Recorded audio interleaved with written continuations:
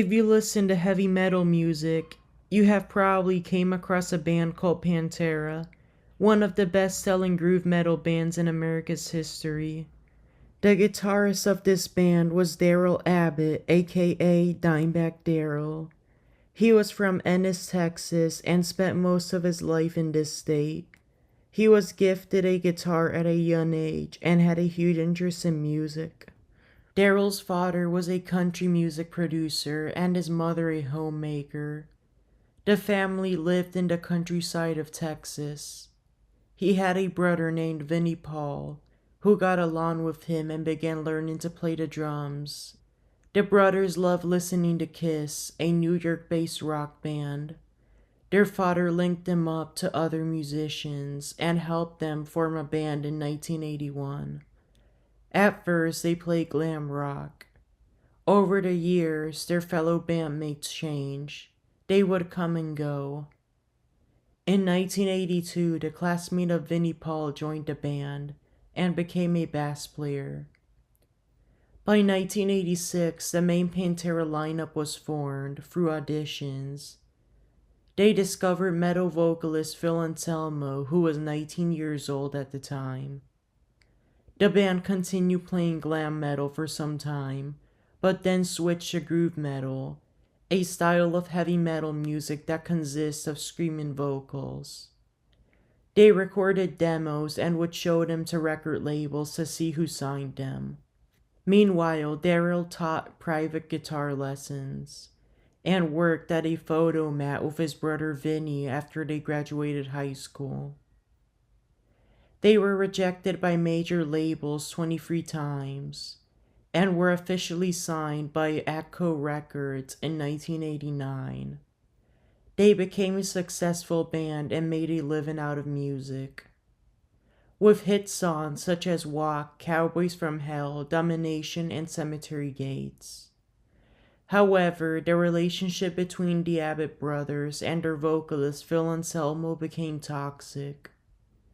In 2000, the brothers, along with their bass player Rex Brown, formed a band with fellow musician David Allan Coe called Rebel Meets Rebel. The new band was a mix of country, metal, hard rock, and blues. With both Pantera and Rebel Meets Rebel, Dimebag Darrell gained a fan base. However, as the years passed, he and his brother did not get along with their Pantera vocalist Phil Anselmo. The band ended up splitting up in 2003. Dimebag then started another metal band called Damageplan. In 2004, this new band went on tour. On December 8, 2004, they arrived in Columbus, Ohio, to perform at the El Rosa Via nightclub. The concert's doors opened at 6:30 p.m., which was around when 25-year-old Nathan Gale arrived and stood outside the venue. While he was outside, the concert's opening acts performed, which were bands Volume Dealer, Position 6, and 12 Gouge. It was then time for Damageplan to take the stage. Nathan Gale had been angry at Pantera's 4 band members for splitting up. He jumped over the fence in the back of the El Rosa nightclub and entered the concert as Damageplan played their first song, Breathing New Life. The concert's ticket was only $8. Nathan had a handgun with him, which was a gift from his mother. Once he walked on the stage, he started shooting the gun. Nathan Gale shot Dimebag Darrell, instantly killing him. He then shot 4 more people, Damageplan bodyguard Jeff Thompson, and nightclub employee Aaron Halk, who tried to stop Gale. They were both killed. Lastly, he started shooting into the crowd, killing a 23-year-old fan named Nathan Bray. 2 more were shot as well. In total, Nathan Gale killed 4 people and injured 3. The police were called and arrived at the scene. Columbus police officer James Niggemeyer fatally shot Gale, instantly killing him and bringing an end to the chaos. The 3 injured ones were taken to the city's Ohio Health Hospital and underwent surgery. They were placed into the chain's Grant Medical Center. They were then released and recovered. Officer Nigga Mayer suffered from PTSD and severe anxiety after the shooting and had to resign from his job. He then started working as an off-duty robbery detective in the same department. The club's owners, the Cotella family, were blamed for not providing enough security during the concert to keep participants safe, and lawsuits were filed against them. Officer James Niggemeyer was accused of unlawfully killing the shooter, Nathan Gale, by Ohio prosecutor Ron O'Brien.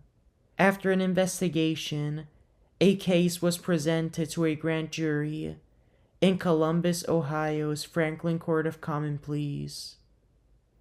The grand jury then claimed that Niggemeyer's actions were heroic and appropriate. Therefore, they chose to not indict him. Niggemeyer was then cleared and never faced any criminal charges. The investigation of the shooting also determined that the motive of it was inconclusive. But Nathan Gale possibly did what he did due to the persecutory delusions caused by paranoid schizophrenia. Due to Gale having been killed during the act, he was never charged nor imprisoned for his crimes. Apparently, Gale lived in Marysville, Ohio, and believed that Pantera had stolen song lyrics from him. Nathan Gale's funeral information was kept private, and his family did not disclose where it was held. However, he was afterwards cremated, and the ashes now belong to his family, most likely his mother, Mary Clark, who lives in Cincinnati. Damage Plan bodyguard Jeffrey Thompson, also known as Mayhem, who died during the shooting, was 40 years old, from Dallas, Texas, and was as well of Scottish descent. He loved participating in Scottish dances and traditions. His funeral services were held at the Jackson's Newport Funeral Home Chapel on the afternoon of December 16, 2004, in Newport, Arkansas, where his family was from. He was then buried at a nearby cemetery known as Walnut Grove. Aaron Hulk, the 29-year-old nightclub employee who died in the shooting, had his funeral services held on Monday, December 13, 2004, at the Our Lady of Peace Catholic Church in Clintonville, Ohio. He was afterwards buried at the Resurrection Cemetery in Lewis Center, Ohio.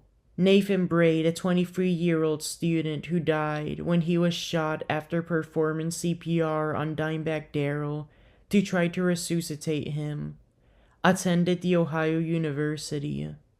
He enjoyed playing basketball, watching sports, and listening to music. He was nicknamed Nate. Nate's funeral was held in Circleville, Ohio on Saturday, December 11, 2004. It was private and most likely done at the Defenbauer Weiss Scodinger Funeral Home, the only funeral home in that small town around that era. He is buried at the Heavenly Hill Cemetery, which is in that same town. Lastly, the funeral of Dimebag Darrell was held at the Convention Center in Arlington, Texas, on the Tuesday night of December 14, 2004. Many fans attended. 2 nights before that, he had a private one where just his family and close friends witnessed. This was held on the afternoon of Sunday, December 12, 2004, at the Moore Funeral Home in Arlington, Texas.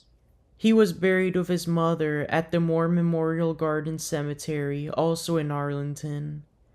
It was then time to have the El Rosa Villa nightclub be held accountable. The 2 lawsuits filed against them were due to the deaths that occurred and those injured, which happened because the club did not have the appropriate security and let a shooter enter with a firearm. These lawsuits were prosecuted by civil attorney Gerald Leesburg and dismissed in 2007 after they had been settled outside of court with the collaboration of the nightclub's manager, Rick Cotella. The El Rosavia nightclub was shut down and demolished on December 7th, 2021, due to unrelated reasons that I may cover later in this podcast. It is now an affordable housing complex. Thank you for listening, and please share this podcast to someone you know who may be interested in true crime.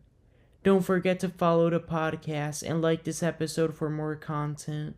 Till next time, goodbye.